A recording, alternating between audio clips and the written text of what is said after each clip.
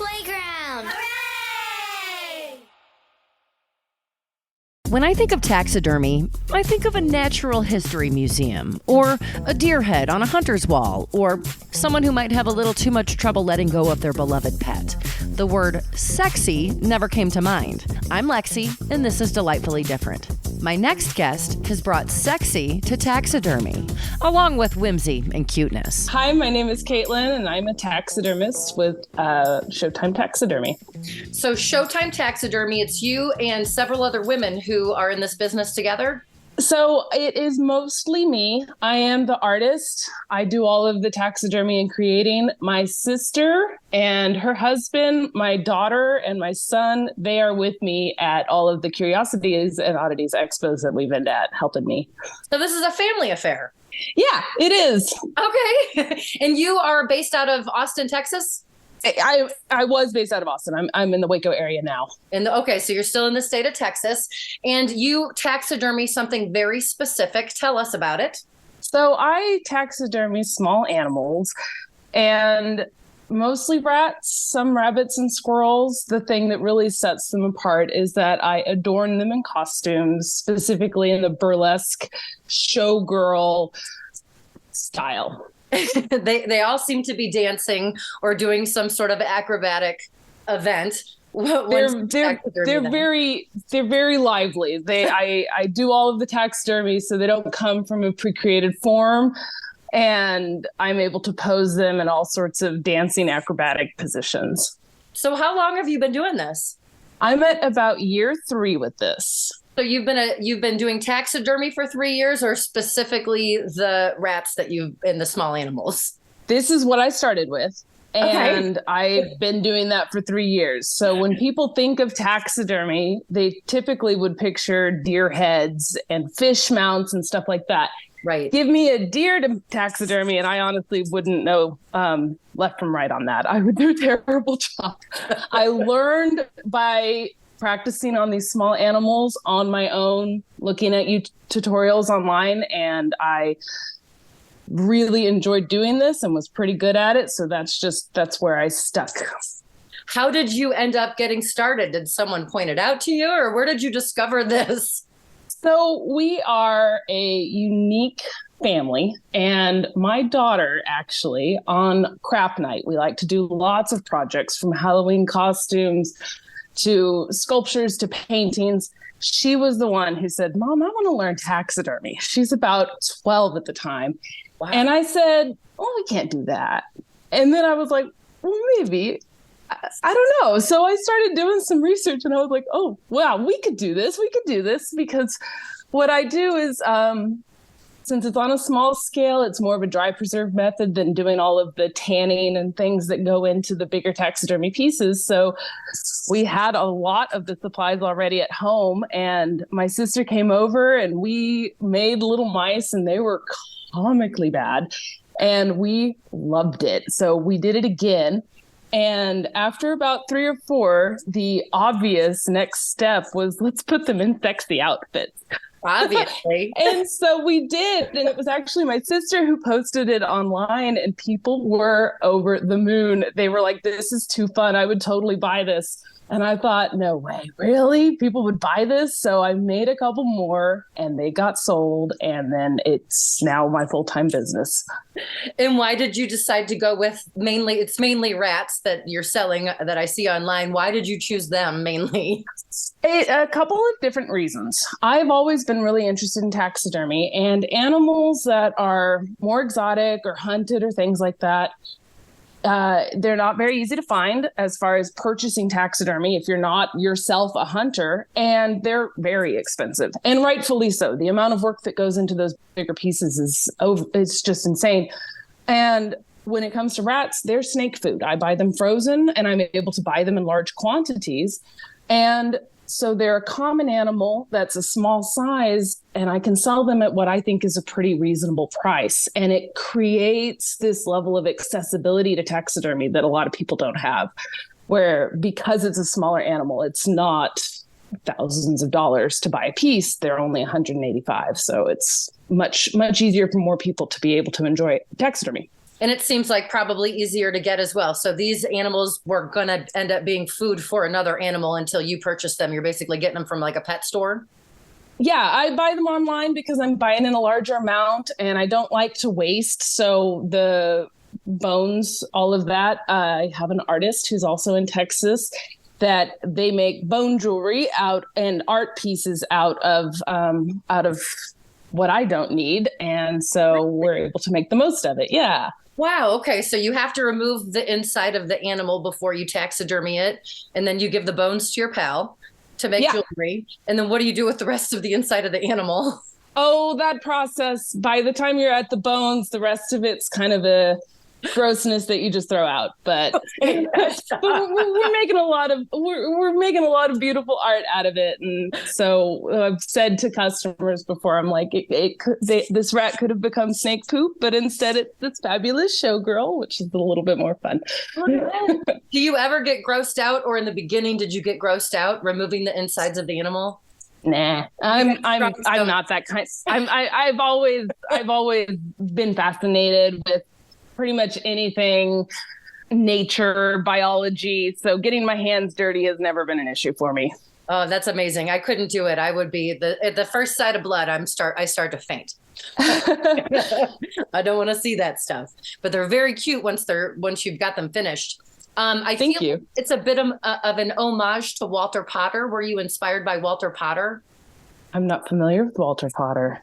He's from the late 1900s or it was 1800s. The Victorian taxidermist who did the kittens and all of that? That's exactly right. Yes. Oh my gosh, I feel ashamed for not being more familiar. I have seen that the little kittens in the classroom and things like that. They call it whimsical taxidermy. Very whimsical and fun, and that definitely is in the same territory as what I do of being something. They're not at all realistic in any way, shape, or form. They're their own almost caricatures of rats. The way I make them, they're much more rounded and cutesy looking than realistic, and with the costumes and everything. It definitely, whimsy is a good word for it. Yes, I love it, and I feel like your stuff is very whimsical. And have you ever seen the movie Dinner for Schmucks? Yes. The reference to Dinner for Schmucks and Coraline are what we hear the most from people when they come visit us. Oh, I didn't even think about Coraline. Yeah, the circus. I've been trying to figure out like what other circus themes can I do here, because I'm always wanting to come up with new styles and outfits and poses that Coraline's like chock full of inspiration. I love it. Are there other taxidermy artists that you look up to or that maybe you've learned from? I haven't personally. It's not a very communal career. It's and when it comes to people who do more traditional taxidermy, that is a very different avenue, and I admire and respect the work. It is incredible. As far as people who do similar work, there are two artists. O. Steffanel is common. A lot of people know her work. She does rats who are on stripper poles, and her work is fun. And then Brooke Wright is another artist, and she spends a lot more time on individual pieces, making them into a full setup of a whole scene with her rats and hamsters, and they're very cool. Is that one that does movie scenes? There was one from Pulp Fiction and one I found the other people that do what you do out there, and I couldn't believe it. It's fun. We're out there, You're right. You don't expect us, but we're kind of all over. So what is the actual process? What do you have to do once you receive the frozen rat? What do you do next? And how do you that piece of art? I have what I call my prep work. I make the bodies. I carve them out of foam. I make the heads. I sculpt them out of clay. I have all of the materials on hand for the legs and the arms and wire and everything. And then I thaw my frozen rat and separate I'm trying to figure out how to word this. Separate the skin from the rest of the body. Okay. And then I put that over the form and the head and the arms, and I pose the legs and the body and the head into the position I want to be in and dry it out. It takes about 2 or 3 weeks for them to be fully dried. I use desiccant borax to help them dry out so that there isn't any moisture issues. And then once they're fully set, then I can do all of the costume application, which is a lot of beads and feathers and glittery fabric and stuff. So you pretty much have the design done before the animal goes on it. You basically wrap the skin of the animal around your design.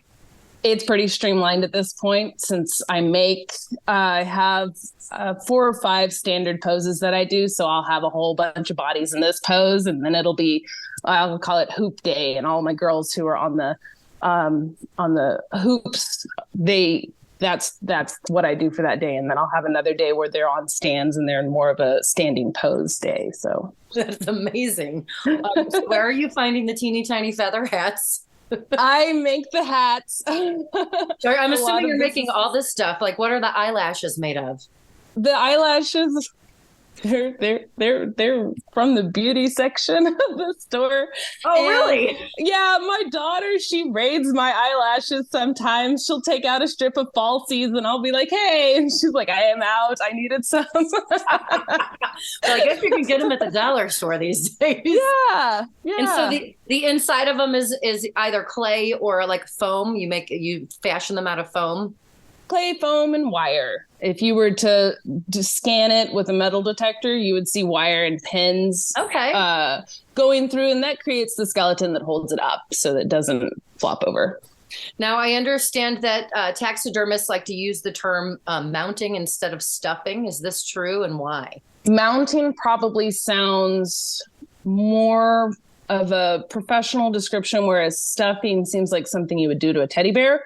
Right. I don't have a strong opinion one way or the other, but the amount of precision and knowledge and work that goes into taking a skin and turning it into a realistic version of an animal, stuffing doesn't quite measure up for that. Right.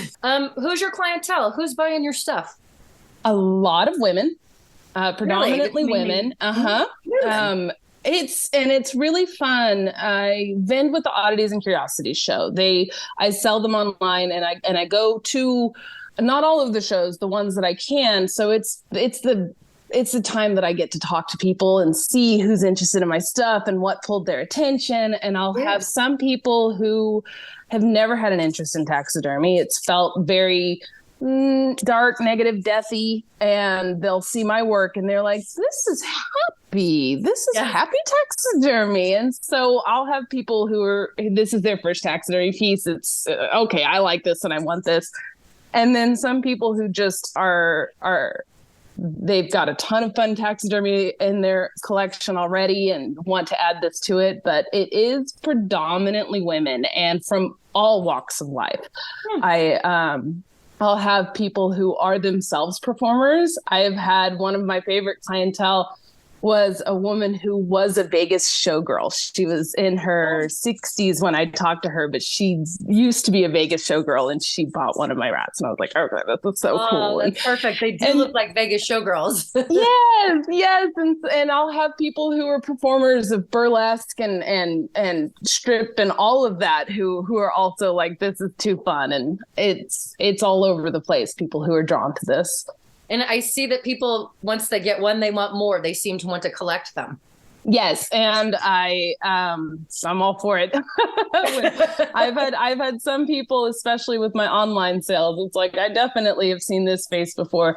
And then at the Oddities shows, I'll recognize people. I'll be like, hey, you're back from last year. And sure enough, they're like, I need another one. Oh, that's incredible.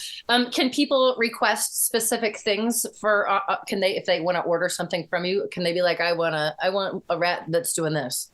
Can they? No, I just don't have the time. I have my family to help me on the show days, and it takes a crew. It's a lot of work to run those shows, but the rest of the time it's just little old me, and I'm working long days every single day because there is a demand, and I don't want to miss out on any of it. So I'm trying to make some for shows, for online sales, and working around the clock. So I don't have the time to add in customizing or pets. I do get that request a lot is doing pets. And that's scary to me. The idea of taking someone's loved one and trying to recreate it. So I pass on those. Very different from what you're actually doing. Yeah. Yours is more. Do you consider yourself an artist? I feel like you're an artist. I do consider myself an artist. It is its own, because I'm making the same thing over and over again. It's a little bit, I feel like, manufacturing. I'm making something that's uniquely mine, but it loses some of its creativity when I'm making the same type of pose over and over again. But I definitely am always trying new things out and trying to expand my boundaries. I've got all sorts of ideas bubbling up to continue broadening my horizons. And that very much so to me is what being an artist is. Absolutely. I'm Lexi, and this is Delightfully Different. I'm talking with Caitlin from Showtime Taxidermy. She taxidermies rats into cute, whimsical dancing ladies. Now, do each of these rats have a name? I do names whenever I put them online for sales. I don't try to keep up with them at the shows, but I'm always happy to help offer suggestions. I'm a fan of alliteration, so I tend to come up with like Sexy Sandra and Perfect Polly and Cascading and Cassandra and all of those things. So I do have fun coming up with the names. It gets a little difficult because I'll have a big batch and I'm really scraping the thesaurus trying to find new good words to add to names. I was wondering if you were the namer or if the buyer was the person naming them, because I didn't know they all had names. People will definitely be like, that's cute, but I've got my own name in mind and I'm like, go for it, of course. Now, these are selling like hotcakes. When you make them, they're going. How quickly are you selling them? I have been doing online sales as much as I can. Keeping up enough inventory for the Oddities and Curiosities shows has been full time in its own. But when I'm able to put them online, I'll usually put about 50 to 70 up at a time, and I sell out in about 5 or 6 minutes. I'm noticing it's almost like trying to get concert tickets these days, that people will wait in a queue to get to your store on Etsy. Yes. And in fact, the first time I tried to sell them, I sold them on my website and everything crashed. So I'm over there on Etsy now because it can handle the volume. And it breaks my heart. I'll have people message me, I didn't get it. And I'm like, I'm so sorry. So I'm planning a big sale this fall for Christmas time. And I'm hoping that it'll be enough for everybody. And then at the shows, it's every city's different, but we get a lot of recognition. And one of my all-time favorite moments in this entire experience has been in the Dallas show this year. We had our booth up front, and all of the attendees right before the show opened, they had been waiting in line for up to about an hour and a half before it was time to be able to come in. And when the gate opened, when the little rope that was closing them off opened up, they ran to us like a Black Friday sale. You see that mob rushing in. They did that running to us, and it was all of us were standing there going, oh, it was the coolest moment. It was really just out of this world. It felt good, not overwhelming. Very good. Very good. It's definitely overwhelming, but very good. Like you're the Beatles of taxidermy. It was, yeah.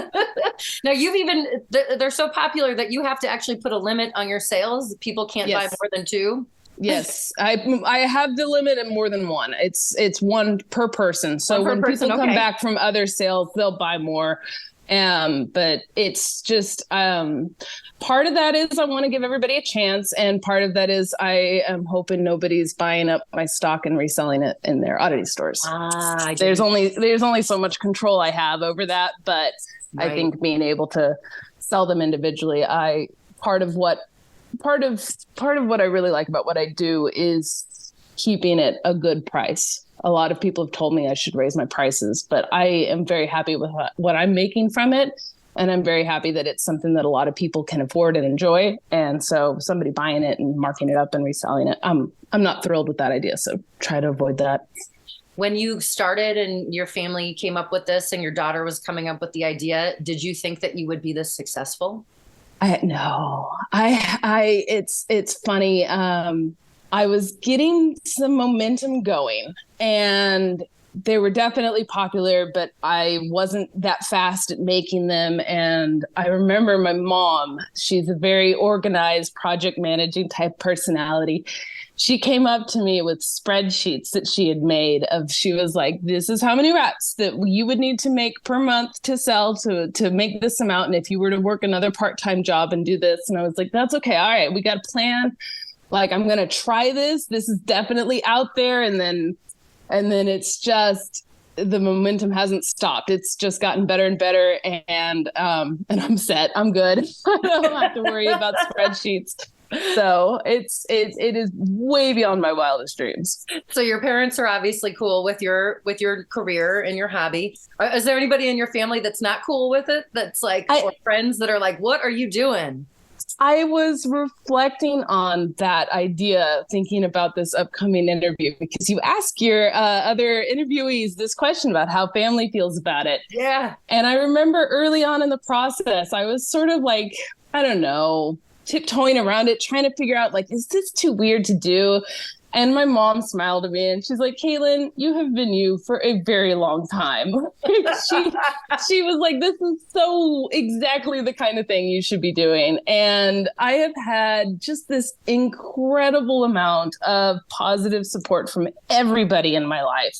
I keep kind of bracing myself for negative feedback because it is taxidermy. It feels like it would be easy to be negative about it. And I've had a few here and there off to the sidelines, but it's just amazing how much positivity this has brought. It's phenomenal. Well, I told my girlfriends I had this interview coming up, and I'm like, she does taxidermy with mice, and they're sexy and funny and cute. And they were like, oh, we know exactly who she is.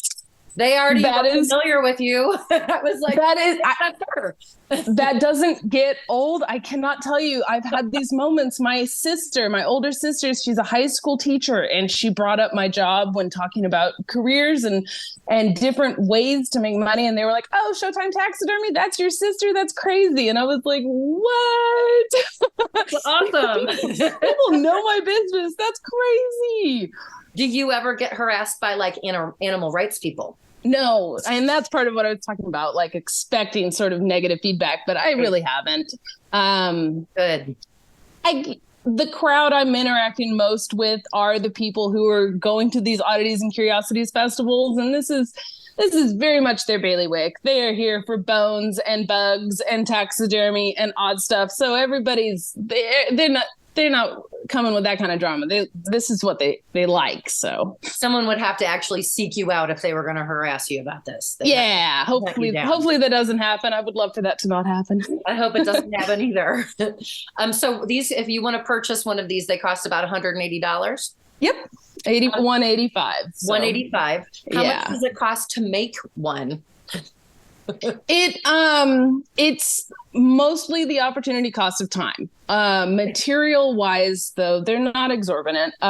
Frozen rat, I think I pay about $4 per rat. Okay. And then it gets into and I buy a really nice foam, I buy a really nice clay, I buy all the jewels and the feathers and the velvets and the stands. So it's not a crazy expensive materials cost, but it is a lot for time. How long does it take to make each one of them? Over the course of several weeks, but I do them in batches. So I'll do where I sit down and I have my series of days where I'm making heads and bodies. And then I'll have my series of days that I'm doing taxidermy. And then I'll have my series of days where I'm covered in glue and feathers and rhinestones. How many would you say that you make in a year? I'm a lot. I'm sorry, I don't really you're counting in your head the exact numbers and doing the math and all that, but quite a lot. And it's funny with I work out of my house, and I have my setup instead of a dining room. I have a work area, and in my laundry room is where I store them. I am stocking up for the upcoming Richmond show in this next week. And I have them hanging off of dowel rods from the ceiling in my laundry room like a barrel of monkeys. And that's the only way that I can. I just don't have any room in my house for I don't have enough shelving. So we're just I've got it set up so that the perfect height where I can open my washing machine lid and put in my clothes without bumping anybody and close it. So that's the level of chaos we're at with it. So it's fun to go to your house then. It is there. Yeah. I also I'm very guilty of buying from the other artists at these shows. Oh. So I don't stop at Taxidermy. I've got all sorts of beautiful artwork and bones and encased bugs and all sorts of antiques and things like that. So it's a cool house. I'm pretty proud of it. Fun, weird stuff. I love it. Is this your full-time job? Is this what you're doing? Absolutely. How long has it been your full-time gig? 2 years now, full-time. What did you do before that? A little bit of everything here and there. I've done dog sitting. I've done wedding photography. I've done graphic design work. It was pretty early on in being an adult that what I really wanted to do was be my own boss. And I was having this epiphany actually in this process of my dream job as a child. You think about as a child, many kids are thinking about ballerinas and astronauts for their ideal job. And when I was a kid, it was the Renaissance Festival. Seeing those artists who get to work from home and have their own schedule, making all of this incredibly beautiful homemade art, and then going to a fair with all sorts of fun, lively people, buying their art and enjoying it. I remember thinking that was the coolest thing in the world. And now I'm kind of doing that. And it's really cool. That's great. Everything sort of came together for you all of a sudden. It did, yes. So what do you think attracts people to your form of art?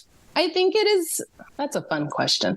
I think that a lot of it is the whimsy of being something that has sort of a fun contrast of the concept of taxidermy and a death and an animal with lighthearted fun and bright colors and happiness. I think that is the big thing. It's also, I take pride in it being something you haven't really seen before.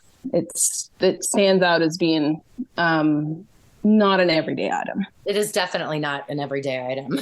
Yeah. Do you feel like you're honoring the animal once it's finished and it's looks so cute and beautiful at the end? I do. We have pet rats. My daughter has 4 rats. I do. I wasn't really my intention to be like this rat lady, but I'll take a break from putting costumes on the rats and I'll play with the damn rats in my daughter's room because they're so cute and sweet. I really love them. So I hope I'm doing them honor. I think a lot of people would agree that they are because they are just they're joyful. Absolutely. And you said you taxidermy other small animals like rabbits and stuff. Do you ever sell those as well? I do at the shows. I have most recently been working on squirrels. So they will be released coming up at the next show where they're in salon style outfits lounged on furniture, which is fun. It's a challenge because they're much bigger than the rats. So everything I do is I have to change the way I do it because of the bigger size. It makes all the elements different. And I feel like I need to describe the squirrel that you just showed me that is lounging on a velvet couch and looking very comfortable and sexy at the same time. with a feather thing on his head. Yes, yeah, she's fun. I'm gonna have a hard time selling her, but I met 2 artists at a show who work with hunters and trappers, so I was able to get an inventory of squirrels in. So now I'm able to turn them into some ladies themselves. So that seems like it's part of the deal is finding the animals in the first place. Yeah, I'm not a hunter. I have absolutely picked a fresh squirrel up off the road and put it in a bag and taken it home and put it in the freezer because I was like, oh, you're good. your impression of.